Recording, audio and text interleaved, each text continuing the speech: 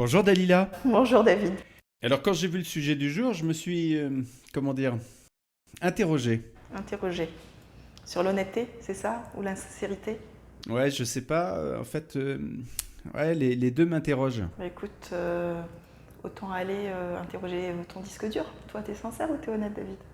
Alors ça, c'est le genre de question, j'ai besoin d'aller marcher moi, pour réfléchir à ça. Non, non, reste là. T'es entre de bonnes mains. Je vais essayer d'apporter quelques éclairages. Alors raconte-nous une histoire. Une histoire. T'aimes bien les histoires, toi, David, hein? Je vais te raconter l'histoire d'un client, en fait, hein, que j'ai eu il n'y a pas longtemps. Ce client, sa DRH m'appelle en fait et me dit voilà, on a besoin d'un accompagnement. C'est un dirigeant qui vient de prendre son poste. Il a besoin de l'accompagner sur sa prise de poste et en même temps c'est couplé à un sujet de transfo en entreprise. Effectivement, voilà, j'ai développé une expertise d'accompagnement au changement et je dis ok, mais elle me dit je te préviens, il n'aime pas trop les accompagnements et les coachs, ça ne lui dit pas grand-chose. Ok, très bien. Donc je vais le voir et on échange. Et là, suite à l'échange, il me dit écoute, je suis tentée. Je suis tentée d'essayer d'avancer avec vous. Qu'est-ce que vous me proposez? Et là, je lui explique en fait ce qu'est un accompagnement, ce qu'est un coaching, quelles sont les modalités, quel est le cadre de la relation commerciale et de la relation de coaching en fait.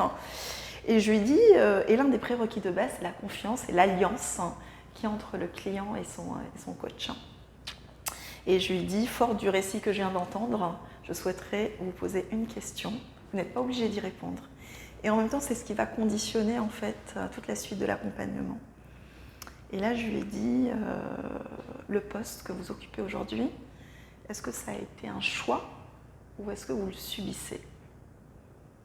Et là, je l'ai vu devenir tout rouge, tout blanc, etc. Et en même temps, avec un recul sur sa chaise, à vouloir se lever, et en me disant à demi-mot, mais pour qui vous vous prenez pour me poser cette question? Donc là, je réitère, je dis, mais il n'y a aucune obligation en fait de me répondre. La réponse va me permettre de réajuster mon accompagnement.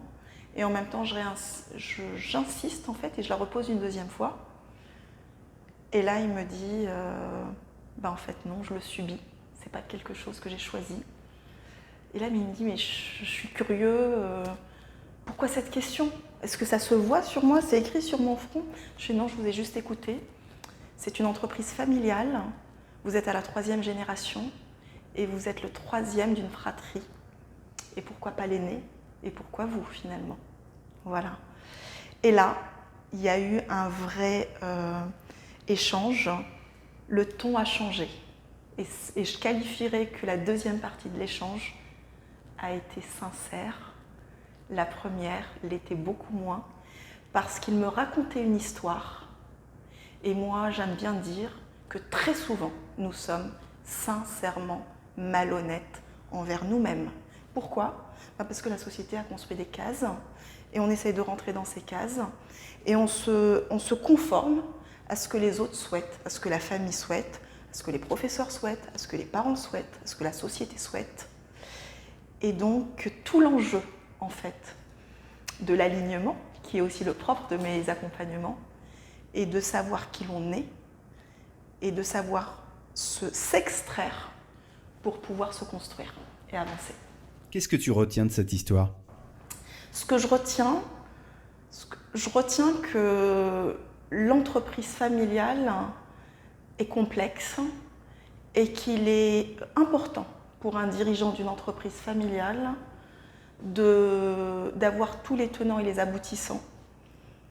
Et donc, l'histoire, l'ADN de l'entreprise et la complexité des relations sont autant importants que la stratégie à mettre en place pour pouvoir avancer.